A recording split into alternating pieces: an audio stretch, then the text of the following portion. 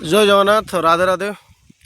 Time आसी बाजला 12:20 देखिले शिवानी जो अनाउंसमेंट वीडियो देली स्वप्न महल जो नाटक जवाब मागुच उदंडी सीतार गोटे दुख भरा भाई भौणी सीनटे देली पुणी से ही नाटकर आउ गोटे पुणी लंग वीडियो पाखापाखि 8-9 मिनिट्र भिडटी तेणु आरंभ शेष जाए देखिए कहीं जानी मु कंटिन्यू मु अपडेट दिए कंटिन्यू मु अपडेट कर चले 3-4टा वीडियो जहाँ भी हूँ।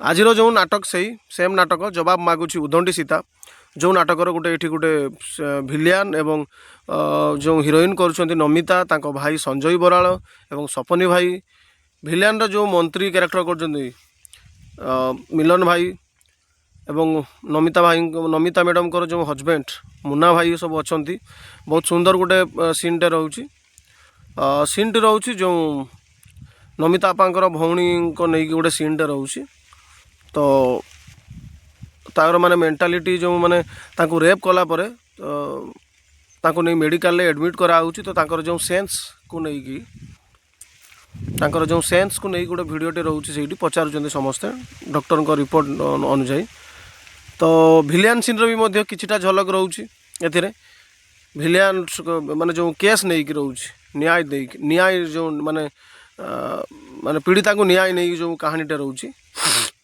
सेठी जो भिलियान एवं गोटे जबरदस्त सीन रोचे मु तो से क्लीयरली कही पारुनी सॉरी तापई वीडियो देखले ही आपण मैंने बुझीजे नाटक कहानी केमती बाकी मुझे कहि सुंदर वीडियोटी मु अपलोड करुच्ची बेटर आपण मैंने देखी नियंतु गोटे थर वीडियोटी आरंभ शेष जाए तो जानीपारे तो चलतु डेरी नक वीडियो बाबद विशेष किसी कहबी सदा कही रखुची तो वीडियोटी एंजॉय करंतु एवं सपोर्ट करंतु मते चैनल को लाइक कमेंट शेयर भी मध्य करंतु मु फेसबुक थ्रो मध्य दे दउची यूट्यूब थ्रो मध्य दउची तो निहाती आपण माने ये वीडियोटी देखंतु स्वतंत्र नियारा वीडियो मिलन भाई मध्य जबरदस्त रोल करचंती ए नाटक रे बहुत सुंदर करचंती से मंत्री कैरेक्टर करचंती विलेन पार्ट करचंती से तो अच्छी आहरी सुंदर सुंदर वीडियो आगे को रखिबा तो से पर्यंत विदाय दियंतु आज ये ब्लॉग्स को आरंभ करवा चलतु आउ डेरी नक आज ब्लॉग्स आम देखा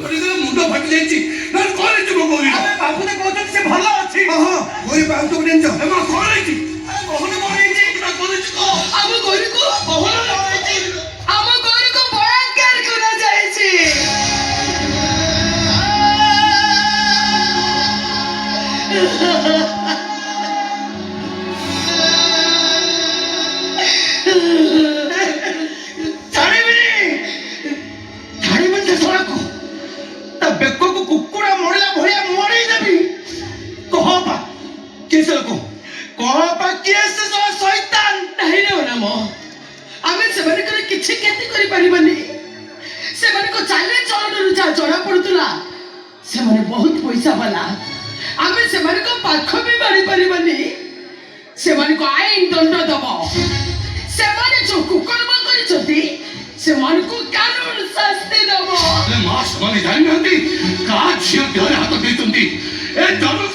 हाथ देते गोटे पुलिस वाला झील धरे माँ से जी कहीं मुझे जमा छाड़बी से हाथ में हाथ पकई बीच रास्ता घोषाणी घोषाणी कोर्टर काठ गुड़ा को नहीं को फांसी खुंट में झुलाई देवी फांसी खुंट लगे कि भवन जनक सब पर भी तुम जन कनेस्टेबल एति जानिबा दरकार से हाथ में आईन कानून पुलिस डिपार्टमेंट सब अच्छी दरकार पड़े से पुलिस डिपार्टमेंट को किणी देवे सब पर भी मो झी को न्याय मिलवा दरकार कथा बाहर कर तुम बदनाम हम तुम झी कलंकी नहीं तुम जानी ना कलंकी देवे झी ए समाज बचा केते कष्ट हां कुह कुह कौन करिवो कुह कोटा करना ठीक कोटा करना भूल कुह को फांसी खुंटा धुले दबा ठीक आज रासो नहीं ताको दंड दबाटा ठीक पापा तो बेरो नहीं करनी जो हम कोरी भलो अछि त तमे जाई ताको ले आसो आमे तो कइनो पुलिस स्टेशन ले जिवा चल बाबा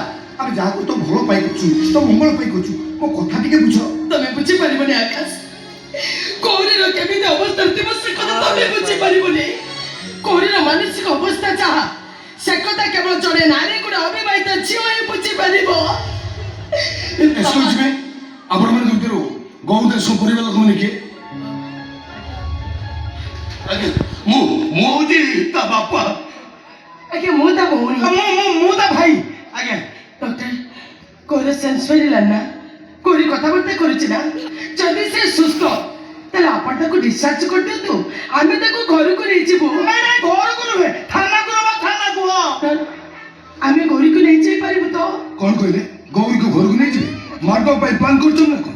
ଦେଖନ୍ତୁ ଡକ୍ଟର, ସାର୍ ଆପଣ ଯାଆନ୍ତୁ, ଆପଣ ଆପଣଙ୍କ ଡ୍ୟୁଟି କରନ୍ତୁ, ଏମାନଙ୍କୁ ମୁଁ ବୁଝେଇଦେବି। ସାର୍ କଣ ବୁଝିବେ ଆଜ୍ଞା? ଗୌରୀର ସେନ୍ସ ଫେରିଲାଣି, ଗୌରୀ କଥାବାର୍ତ୍ତା କରୁଛି, ଗୌରୀ ସମ୍ପୂର୍ଣ୍ଣ ସୁସ୍ଥ ଅଛି, ତାହେଲେ ଆମେ ଗୌରୀକୁ ଘରକୁ ନେଇଯିବାର ଅସୁବିଧା କୋଉଠି ରହିଲା? ଆପଣମାନଙ୍କ ମୁଣ୍ଡ ଖରାପ ହେଲାନି କଣ? ଗୌରୀର ସେନ୍ସ ଫେରିଲାଣି, ଗୌରୀ ସମ୍ପୂର୍ଣ୍ଣ ସୁସ୍ଥ, ଏକଥା ଆପଣମାନଙ୍କୁ କିଏ କହିଲା? ଆକାଶ କହିଲେ ହଁ ସାର୍, ଏବେ ବି ମତେ କହୁଥିଲେ। ମିଛ, ସମ୍ପୂର୍ଣ୍ଣ ମିଛ। ଗୌରୀ ବର୍ତ୍ତମାନ ମୃତ୍ୟୁ ସହ ସଂଗ୍ରାମ କରୁଛି। ଭଗବାନଙ୍କୁ ଡାକନ୍ତୁ ଗୌରୀର ଦେହ ସମ୍ପୂର୍ଣ୍ଣ ସୁସ୍ଥ ହେଇଯାଉ, ନଚେତ କୋମାକୁ ପଳେଇବ। ସିଷ୍ଟର, ସିଷ୍ଟର, ଗୌରୀକୁ ଭିତରକୁ ନେଇ ଆସ। ବାପା ବାପା ମୁଁ ଗୌରୀ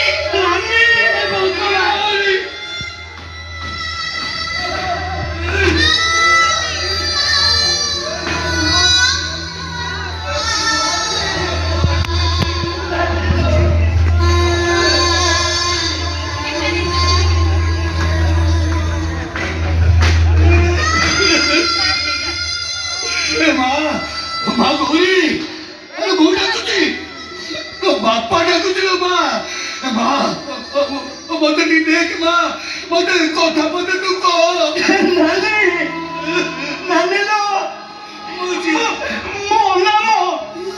ଆରେ ତୁ ଘର ନା ବୋଲେ 4 ଦିନ ହେଲା ସେ ଶିବସାର ଦୋକାନକୁ ମୁଁ ବରା ପିଆଜି ଖାଇବାକୁ ଯାଇନି।